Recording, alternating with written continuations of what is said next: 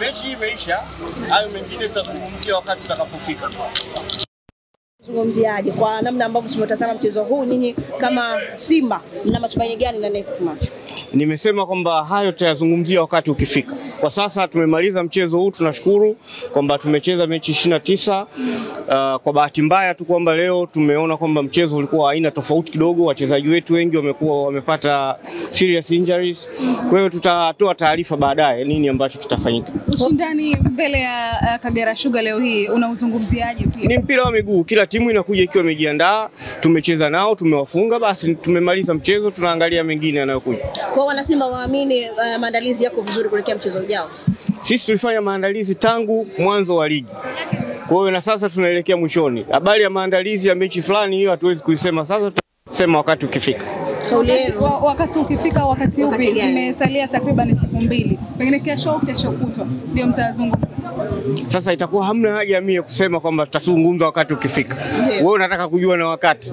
Asanteni sana. Wanapata na wasiwasi, wanasema wanategemea. Nani ambaye ana wasiwasi? Mashabiki na wadau. Mashabiki wa Simba wana wasiwasi.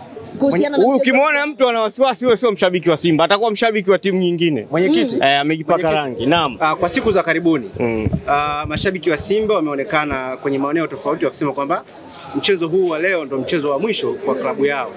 Nyinyi kama viongozi mna lipi la kusema juu ya kauli hizi za mashabiki?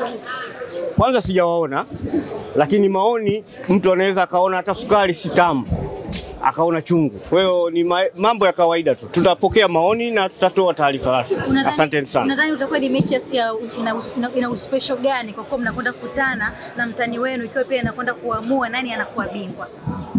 Sijakuelewa swali lako. Inakwenda kuwa mechi yenye special namna gani kwa sababu mnakwenda kukutana na mtani wenu na hii ni ligi, hakuna mechi yote maalum. Inakwenda kuamua nani atakaye. Mechi yani mechi zote za ligi ni sawa na hakuna umaalumu wote. Na msiwatie wasiwasi na kuwajaza maneno washabiki wa Simba. Mshabiki yote wa Simba atasimama na timu yake. Ukimuona anazungumza kitu chochote against Simba, huyo ametumika au ametumwa. Asanteni sana.